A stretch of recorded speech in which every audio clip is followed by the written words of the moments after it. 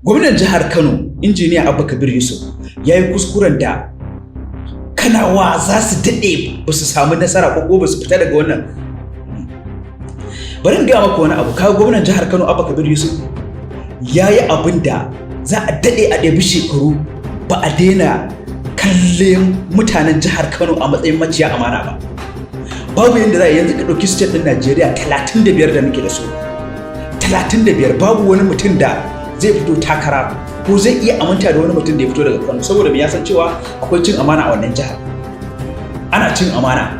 Idan har Abba Kabir Yusuf zai iya fitowa mutumin da ya ɗauko shi from the scratch ya taimaka maka duk nasarorin rayuwarka saboda shi ne ka zo a ƙarshe ka bitile masa ka zo kana gaggaya masa maganganu aina ake haka ka ce kai dan addini ne ka ce kai dan malamai ne menene nuna cewa kai dan malamai ne menene nuna cewa ai kai kana da nagarta kana da wayi kaza babu.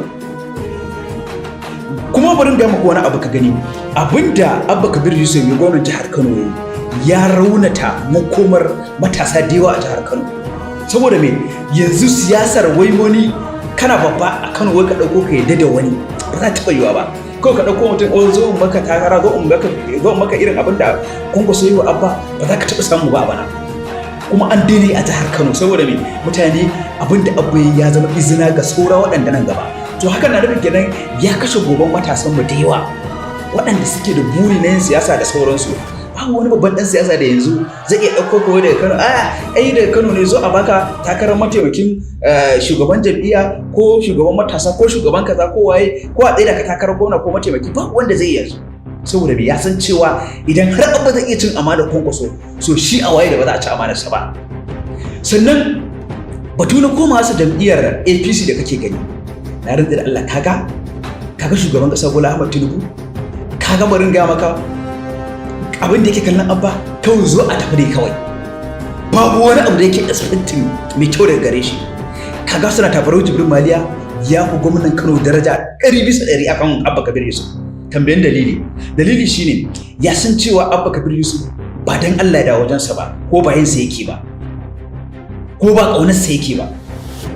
Barau Jibril Maliya shine mutumin da yake son shugaban kasa Bola Ahmed Tinubu 100%. Kuma Allah ya kai mu ban shekarar 2027.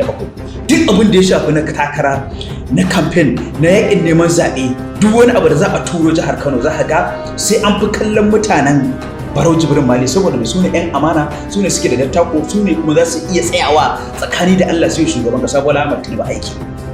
Bari in baka misali yanzu a kwanan nan akwai wasu sanatoci a jihar Kano da suka bar jam'iyyar NDC suka shiga jam'iyyar APC. Wai kai su wajen shugaba Tinubu? Barau Jibril Maliya shi ya kai shi wajen shugaba Tinubu. Ka san me faru?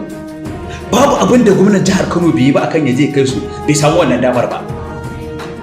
Aka ce ta hannun wa za ku bi? Ai sun yi attempting su bi ta hannun gwamnan suka ga abin ba zai yiwu ba. Sai suka da ta hannun Barau Jibril Maliya shine ya dauke shi ya kai shi wajen shugaba Tinubu. Aka ɗan yi maganganu da sauransu.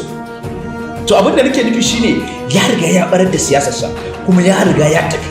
Babu wani magic da Abba Kabir Yusuf zai yi ya dago da darajarsa har wanda yake idan shi din shugaba Tinubu ya kalle shi a matsayin wani jagora a jihar Kano.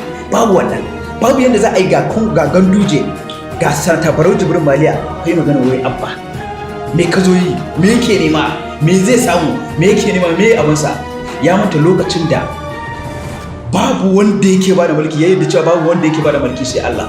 Amma yanzu ya san cewa Allah ba zai bashi mulki ba shine ya dawo wajen shugaba Tinubu saboda a zo a yi zaɓe ya bashi. Za mu jira mu gani lokaci ne.